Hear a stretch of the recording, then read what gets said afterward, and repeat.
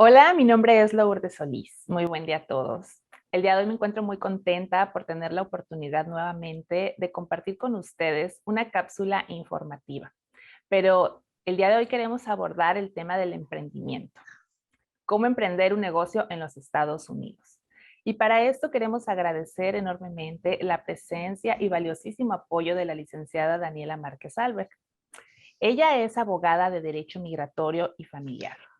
Es fundadora del bufete de abogados de negocios Ilion Legal y cofundadora de la filial extranjera Ilion Firma Legal Empresarial en México. La licenciada Daniela también cuenta con una maestría con un enfoque en transacciones internacionales. Y bueno, ella cursó esta maestría aquí en Boston, en la Northeastern University. Muchas gracias, licenciada, por estar aquí con nosotros. Agradecemos enormemente el valioso apoyo y tiempo que nos otorga el día de hoy. No, un placer. Muchísimas gracias por tus palabras y otra vez por invitarme a ser parte de esta cápsula súper interesante que me apasiona bastante. Obviamente yo voy a hablar de cómo emprender un negocio, pero más de la perspectiva migratoria, ¿verdad? No me voy a meter tanto al tema en sí como de corporativo, de negocio. Puedo, o sea, aquí y ahí dar un tip así, pero va a estar más enfocado, o sea, esta plática desde el ángulo migratorio, ¿verdad? Para la gente que quiere emprender de otro país en Estados Unidos. Sí, me imagino que es muy amplio, ¿no? El tema y bueno, hoy, hoy queremos abarcar esta perspectiva. Si yo me encuentro en México, soy ciudadana mexicana, vivo allá y quiero invertir o emprender en los Estados Unidos, ¿qué opciones tengo? Pues mira, la verdad es que hay bastantes opciones y más ahorita con lo de la pandemia, desafortunadamente, pues muchos negocios están siendo vendidos o quebraron. Entonces, pues hay que ver de algo triste, hay que ver algo bueno, ¿no? Que si tú tienes el dinero, la inversión para reactivar la economía, ¿por qué no? ¿Verdad? Es una buena época para hacerlo. Pero ¿qué se necesita? Primero, obviamente, tienes que ver qué vas a hacer, qué tipo de negocio vas a comprar, si vas a comprar un negocio ya hecho o vas a construir tu negocio, que es algo muy específico desde el inicio, ¿no? De que no, es que se necesita que yo, o sea, compre los materiales y lo haga o es un servicio. Entonces tienes que ver eso. ¿Cómo le vas a hacer? La gente que vas a contratar, dónde te vas a establecer, en qué estado de los Estados Unidos, porque cada estado tiene reglas diferentes en cuanto a emprender un negocio.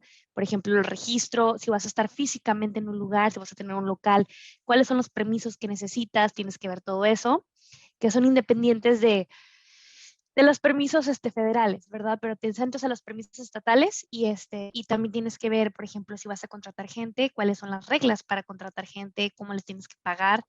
O sea, todo ese tipo de cosas lo tienes que ver primero, entonces, para darte una idea de cuánto va a salir para emprender un negocio. Yo solamente quiero dar un tip muy importante y un recordatorio.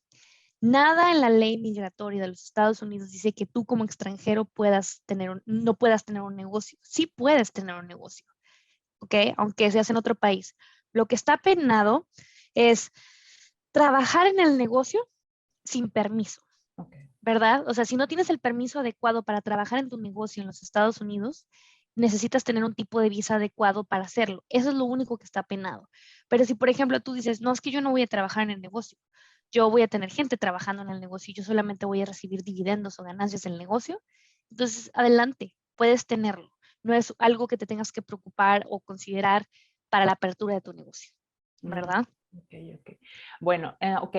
Y por ejemplo, entonces, creo que ya casi respondió a esta pregunta que quería hacerle. Si yo me encuentro ya viviendo en Estados Unidos con un estatus no inmigrante, de no inmigrante, porque tengo una visa de dependiente, ¿puedo emprender?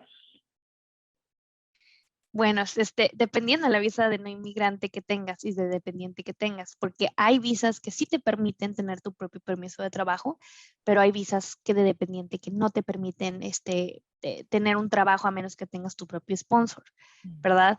Entonces, y luego lo difícil aquí es que, ok, dijeras tú, bueno, tengo una visa TN de dependiente de perdón, TD de dependiente de la TN o una visa H4 dependiente de la H1B. Mm. eh, o cualquier otra visa de dependiente que no te permita tener un permiso de trabajo aparte. Entonces, lo complicado aquí es que si tú quieres emprender un negocio, no hay no vas a poder hacerlo a menos que tengas un tipo de visa determinado que te permita ser self-employed o autoempleado.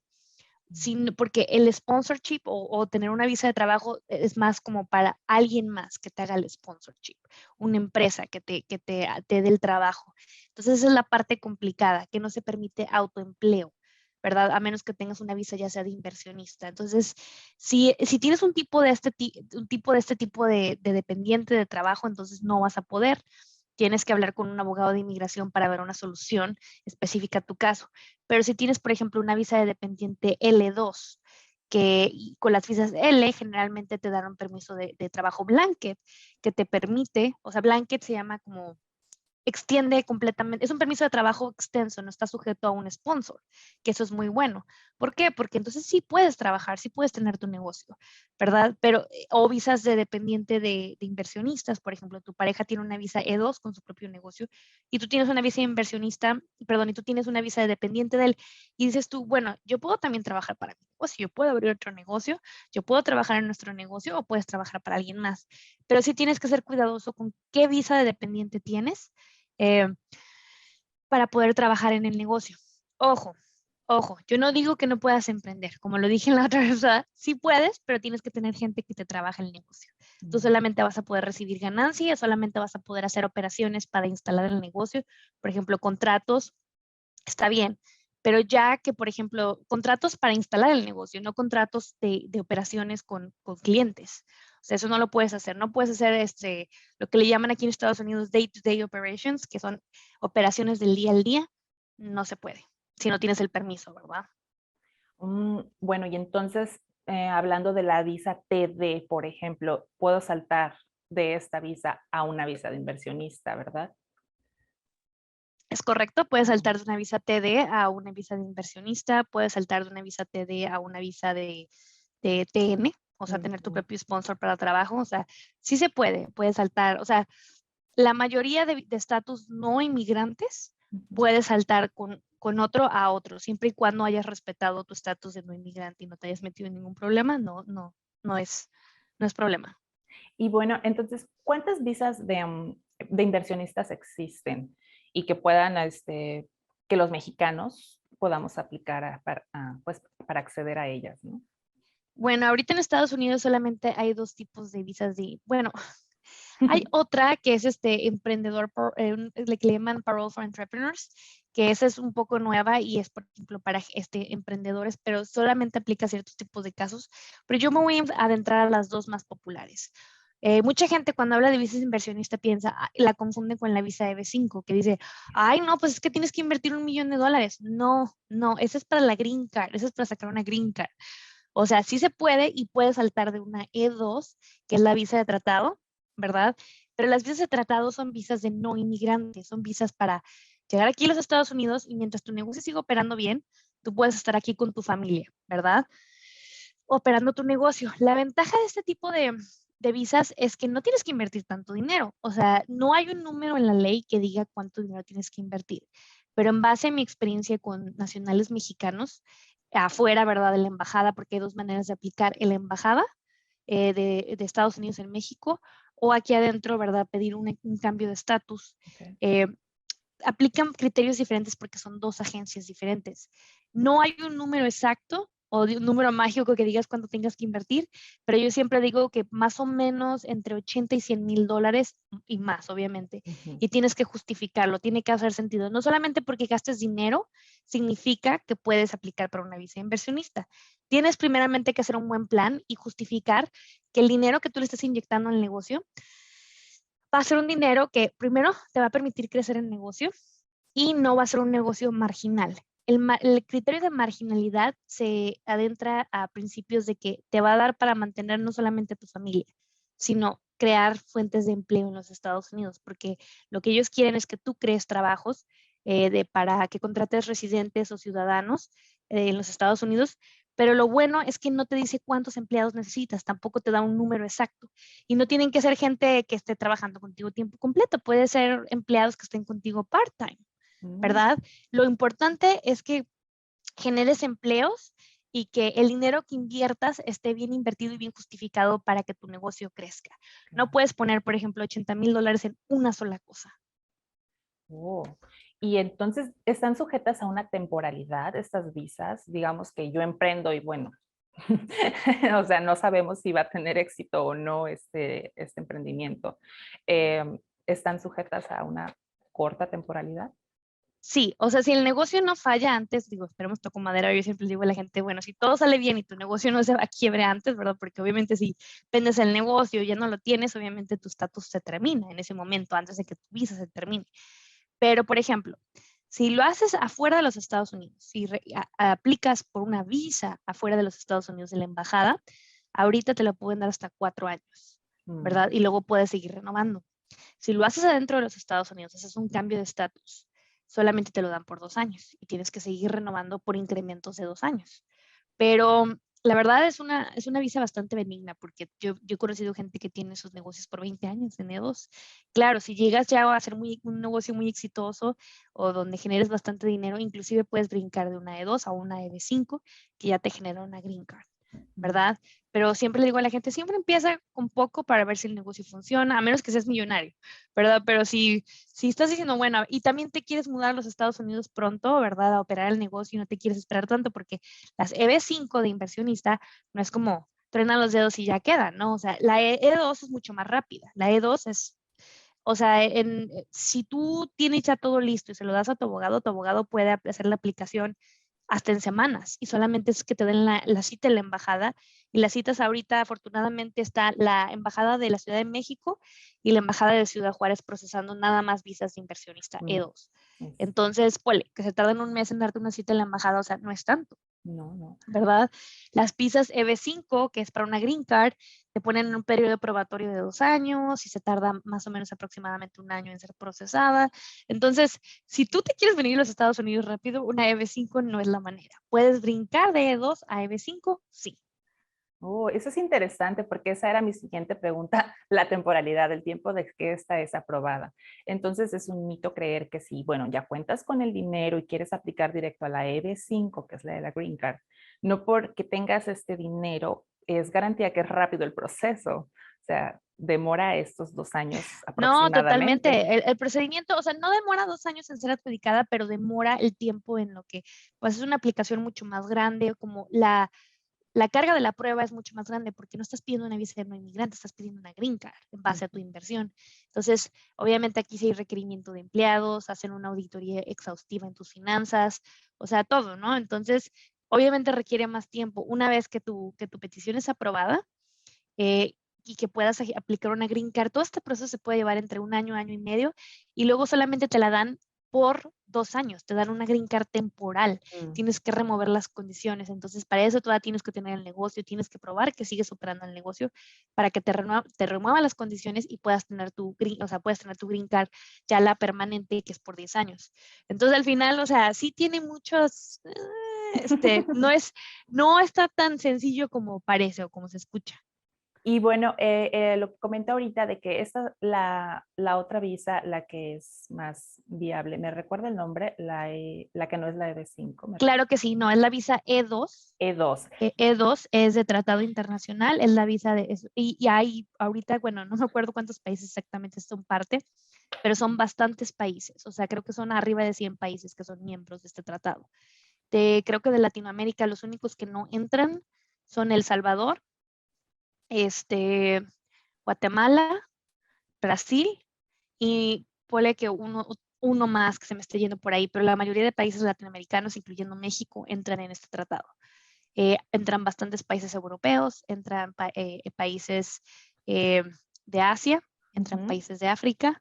Sí, sí, hay sus excepciones, pero, o sea, si tú estás interesado, lo primero que tienes que hacer es irte a la lista del Departamento de Estado que Ujú. está publicada en el Departamento de los Estados Unidos y decir visa E2 y ver la lista de países. Si tu país aparece como E2, entonces sí puedes aplicar para esta visa. Y esta visa entonces no está, no se puede tramitar en cualquier embajada de México, ¿verdad? Ahorita comentaba No, desafortunadamente no es como las visas TN que Ujú. la tramitas en la que te quede más cerca y así. No, esta solamente se hace en 2 embajadas, en la Ciudad de México y en Ciudad Juárez. Mm. Con anterioridad a la pandemia, antes solamente se podía hacer en Ciudad Juárez. Gracias a Dios también ya abrieron la oficina satélite de Ciudad de México porque, no, o sea, imagínate. Si nada más era Ciudad Juárez, era esperar y luego Ciudad Juárez es una de las embajadas más ocupadas del mundo porque tienen Ciudad Juárez es la única embajada que procesa green cards en Mm. México. Oh. Entonces, imagínate toda la gente que va por una green card, va a la embajada de Ciudad Juárez, pues no se le acaban de trabajo. Entonces, gracias a Dios por eso abrieron la de la Ciudad de México y ahorita es muy conveniente pues para empresarios, ¿no? O sea, en México es una buena oportunidad. Acaban, de hecho, hace como 8 meses de ampliar el tiempo. Antes era, creo que te lo daban por 32 meses, lo ampliaron a 48 meses, que son 4 años, el visa de inversionista para mexicanos. Y pues son buenas noticias, o sea, Estados Unidos la está haciendo fácil para que la gente venga a invertir su dinero. Oh, es muy interesante conocer las generalidades y las oportunidades que nos otorga esta visa E2. Y bueno, volviendo un poco al tema de los dependientes nuevamente, si ya vives en Estados Unidos y bueno, al momento con tu visa de dependiente no puedes emprender como tal, pues sí puedes emprender, pero no gozar de todos los beneficios que implica emprender. Eh, ¿Puede uno establecer o trabajar en una non-profit con visa de dependiente? Esa es una súper buena pregunta. Y bueno, quiero hacer una distinción bien importante, ¿verdad? La respuesta primero te la voy a contestar porque si no, la respuesta es sí. Sí puedes trabajar para una organización sin fines de lucro o non-profit, pero es voluntario. No es, ay, voy a trabajar y me van a pagar un sueldo. No, es trabajo voluntario. Y la única excepción es que tiene que ser una organización sin fines de lucro o charitable organization, o sea, una organización de como que hace caridad, que es reconocida por no, pues, o sea, que vive de donaciones, no, o sea, realmente el dinero que ganan no es para enriquecerse. Entonces, o iglesias, por ejemplo, puede ser hacer trabajo voluntario, no pagado, sí. Pero, por ejemplo, si tú dices, ay, pero estoy haciendo trabajo voluntario para esta empresa, si es una empresa for profit, o sea, es una empresa donde está ganando, y aunque hagas trabajo no pagado o un internado, que digas, no, es que voy a hacer un internship, pero no es pagado, no está permitido. Es trabajo voluntario únicamente, no te pueden poner horario, no te pueden exigir ir o sea, yo voy y les ayudo, por ejemplo, a hacer el food pantry, ¿no? Ujú. Voy a donar yo voy un domingo y les ayudo a dar panfletos y ayudar a repartir comida.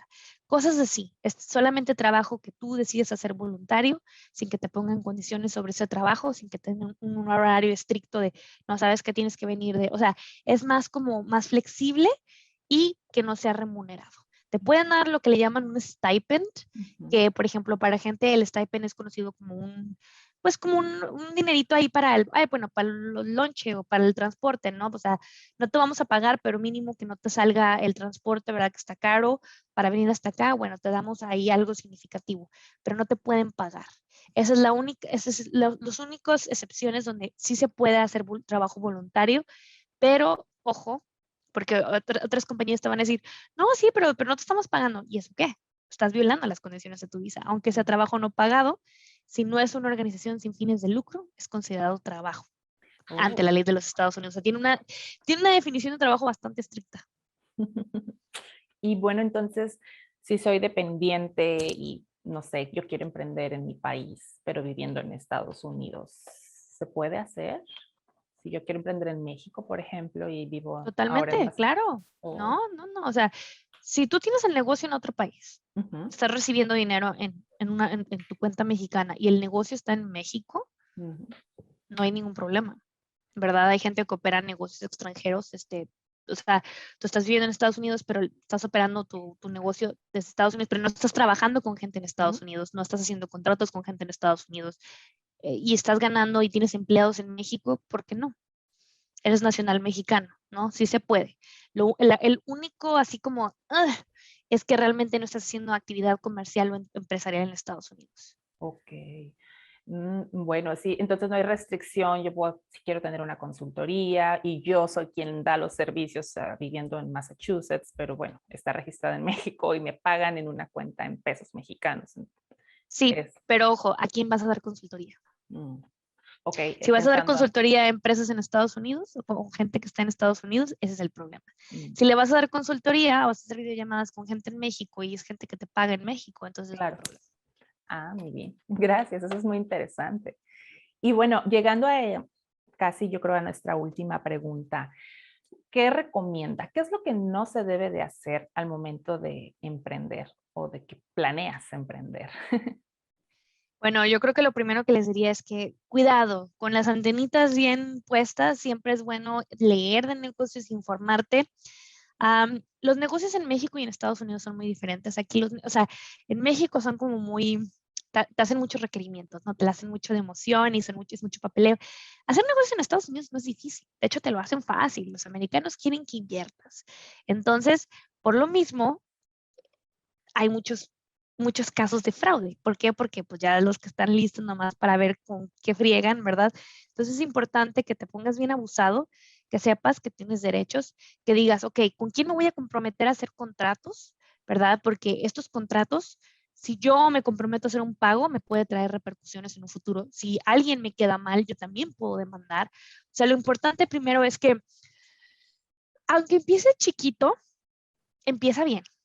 ¿Verdad? Siempre, oye, es que, ay, pues es que no me voy a estar aquí, acabo de empezar el negocio y mira, contratito, papelito habla. Oye, a ver, ¿con qué vas a estar vendiendo? No, que mira, nomás voy a estar, bueno, lenguaje muy básico, pero lenguaje de, o sea, por ejemplo, ¿qué vas a estar vendiendo? No, pues un servicio, un producto. Ten cuidado o sea, tienes que ser nada más cuidadoso para evitar, o sea, siempre tienes que ver a futuro. ¿Qué me puede pasar si no pongo atención a esto? ¿Verdad? Obviamente pagar tus impuestos, muy importante. Y mira, si ya te quedaste sin permiso, si ya te quedaste, estás básicamente indocumentado en los Estados Unidos y dices, yo voy a emprender, Ujú. dale, padrísimo, pero paga tus impuestos. No porque estés indocumentado significa que no tienes que pagar impuestos.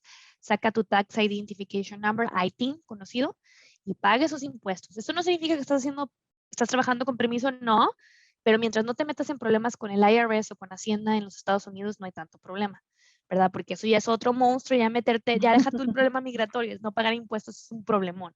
Entonces siempre reporta tus impuestos, siempre está bien por el lado de, oye, pago mis impuestos, me acato a las normas, a las reglas. Mientras hagas eso, perfecto, pero también, aunque seas un negocio chiquito, trata de, oye, si voy a estar vendiendo, por ejemplo, banditas, ¿no? Para bebés, un ejemplo, Ujú. diademitas, oye, y empecé chiquito, tengo unos pedidos, bueno, pon lenguaje básico de, oye, ¿cuándo se aceptas retornos? Y cuándo no, porque luego si no, te va a salir uno bien vivo y te los va a regresar ya usados y, ay, es que fíjate que no, oye, con mercancía dada, y ver qué te cubre, ¿no? O sea, oye, pues si soy un negocio, checar que en Massachusetts el USC, que es el Uniform Code for Commerces, te cubre. Si estás vendiendo productos, si estás vendiendo servicios, entonces ya no estás protegido por el UCC, entonces tienes que checar porque ahora entra la ley contractual, ¿verdad? Y en Estados Unidos, puedes hacer contratos para todo, siempre y cuando sean contratos que son legales, ¿verdad? No puedes, no puedes hacer un contrato de tu cuerpo me pertenece y, o sea, no puedes hacer ese tipo de contratos, pero si son contratos legales, puedes hacer contratos para todo. Entonces, tú le puedes poner el nombre que tú quieras, ¿verdad? Un contrato de préstamo, un contrato de prestación de servicios profesionales, un contrato, o sea, siempre ser abusado en qué es lo que puede salir mal para protegerte. Eres fotógrafo, estás prestando un servicio de fotografía, ¿verdad?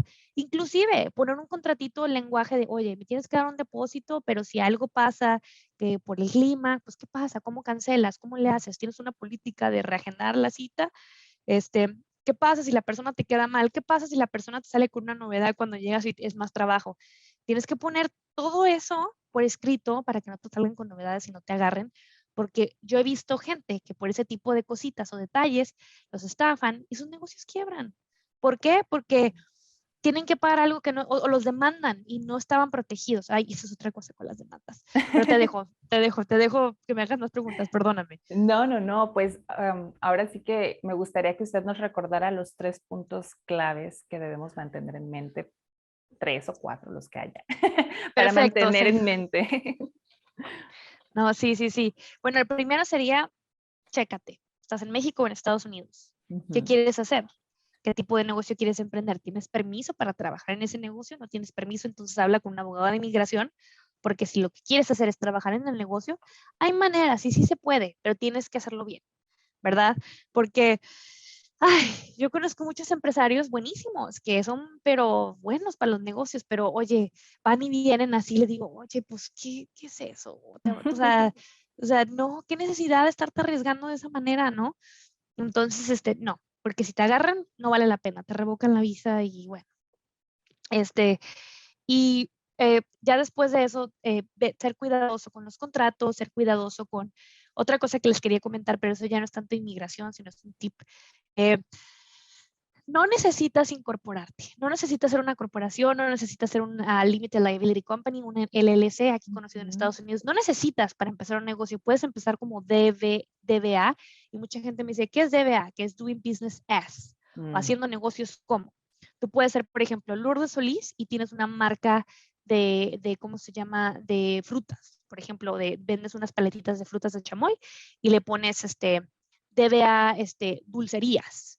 O sea, no estás incorporada, pero ¿cuál es el problema de hacer DBA? Es muy fácil hacerlo, nomás te registras en el City Hall de tu ciudad, ujú. pagas $50 y te dan el DBA, el registro que cuesta, el registro de Doing Business As. Pero ¿cuál es el problema? Que lo que tu compañía tiene y lo tuyo es lo mismo, no hay una división. Compañías en Estados Unidos como en México, ya ves que personas morales, personas físicas, pero inclusive más en Estados Unidos, son personas, son entidades separadas de tu negocio. Si no, obviamente, claro, si no lo estás haciendo para hacer fraude, pero si estás haciendo las cosas como quien dice bien, entonces si tú te haces una Limited Liability Company LLC o Ujú. haces una corporación, entonces estás básicamente protegiendo que lo que tu compañía haga, crea, deudas, demandas, todo, es separado de la persona. Entonces, Lourdes estaría separada de dulcerías. O sea, Ujú. entonces, dulcerías, todo lo que tenga de dinero, todas las deudas, es dulcerías. No se meten es que Lourdes tiene una casa. Lourdes, es que el esposo de Lourdes tiene dinero, nos vamos a ir a sacarle el dinero al señor. O sea, ya no se meten contigo como persona, sino nada más con la compañía. Entiendo. Entonces, por eso es importante hacer esa distinción. Es bueno darte ahí unos cursillos, se llama Score, de hecho, y yo creo que fui a uno de esos, están ahí por North Station, pero también tienen muchos recursos virtuales. Chequen, te enseñan hasta hacer budgets, hablar con un buen bookkeeper, tener buen conocimiento acerca de finanzas, aprender, oye, pues cómo o sea, aprender impuestos, ¿no? Porque hay gente que cuando hablo con ellos que les digo, bueno, tu W2 o 1099 se me Ujú. quedan viendo así de, ¿ah? Y yo, 1099 es como trabajador independiente, W2 es como empleado, o sea, tienes que tener una noción básica de cómo pagar impuestos, o sea, no tienes que ser un contador, ¿eh? No tienen que ser así como, wow, pero sí tienen que tener una noción básica de que si tienes un negocio, tienes que tener pues inclusive control de lo que entra y lo que sale, ¿verdad? Porque aquí en Estados Unidos inclusive es más fácil hacer deducciones que en México. Ya ves que ya hay los NOMS y que te ponen un chorro de trabas y que tienes que justificar.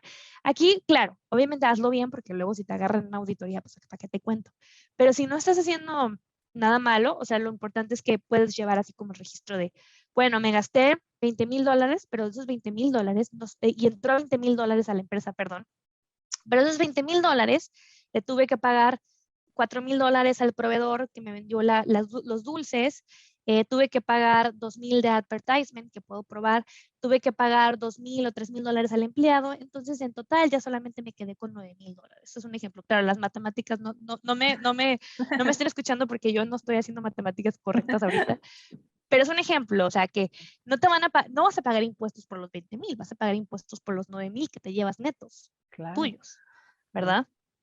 Entonces, mantener el papeleo en orden es muy importante. Tener tu papeleo en orden, asesorarte, hay muchos, o sea, hay bastantes recursos para que la gente se asesore. Hay muchas organizaciones que eso se dedican y es gratuito, que por ejemplo te ayudan con recursos contables, te ayudan con recursos de tu negocio, te ayudan a cómo registrar tu compañía, te dicen cuál es la diferencia de pagar impuestos de una manera a otra manera, o sea, en el peor de los casos que digas tú, ¿sabes qué? Aquí tengo preguntas demasiado específicas y técnicas, mejor habla con un abogado.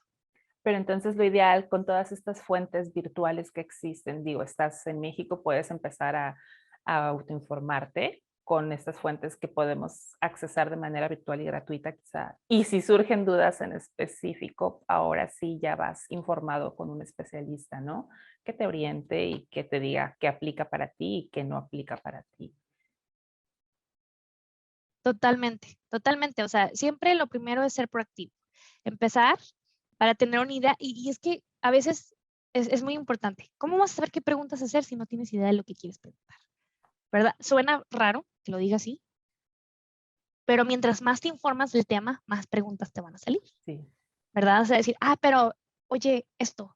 Entonces ya, o sea, lee tú, ten literatura, obviamente tómalo con un granito de arena porque a veces no todo aplica, y ya que tengas tus preguntas bien estructuradas, entonces habla con un contador, si es de carácter contable, habla con un abogado, si es de carácter legal, consulta bien, toma notas y ahora sí ya a darle, porque yo he conocido gente súper exitosa y es bien bonito ver latinos que la hacen en grande, o sea, que dices tú.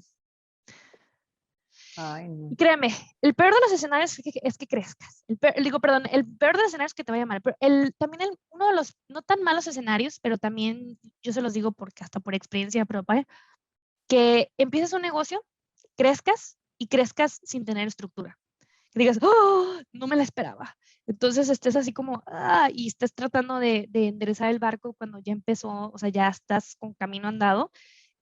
No es imposible, claro que lo puedes hacer, pero no te recomiendo esa experiencia.